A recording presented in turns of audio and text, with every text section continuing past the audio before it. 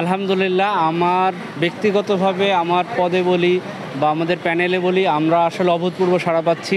শিক্ষার্থীরা বেশ মানে আগ্রহের সাথে আমাদের লিফলেট নিচ্ছে, আমাদেরকে তারা আশ্বাস দিচ্ছে।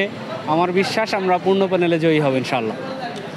আর পুরো একটা উৎসব মুখর পরিবেশ, শিক্ষার্থীরা মানে বেশ এনজয় করতেছে এবং তারা বলতেছে যে তারা বিচার বিবেচনা করে এরপরে তাদের পছন্দের প্রার্থীকে নির্বাচিত করবে।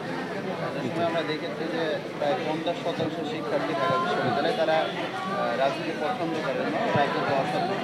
এই ডাকসু প্রচারণার মাধ্যমে তাদের মধ্যে সচেতনতা ফিরছে কিনা এবং তারা এটা কীভাবে নিচ্ছে?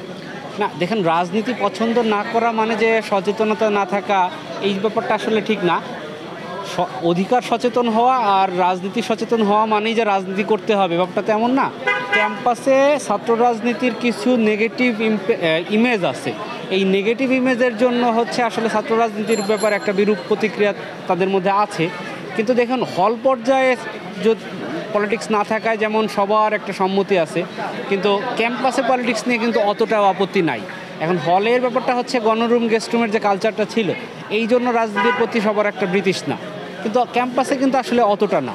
তো সেই জায়গা থেকে শিক্ষার্থীরা, আর ডাকসু তো আসলে সেভাবে রাজনৈতিক না, বাংলাদেশের প্রেক্ষাপটে ডাকসু রাজনৈতিকভাবে বিবেচনা করা হয় বা ডাকসুর একটা ব্যাপক প্রভাব আছে, কিন্তু গঠনতন্ত্রের দিক দিয়ে যদি বলেন, বিশ্ববিদ্যালয়ের কথা যদি বলেন, সেক্ষেত্রে আসলে ডাকসু শিক্ষার্থীদের প্রতিনিধি, এটা কোনো রাজনৈতিক সংগঠন না।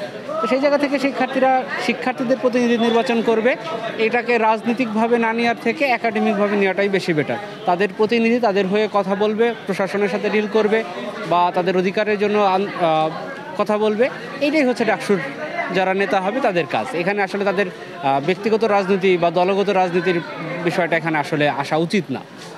ধন্যবাদ। আমি জসিমউদ্দিন খান, আন্তর্জাতিক সম্পাদক পদপ্রার্থী, আমার ব্যালট নাম্বার 4।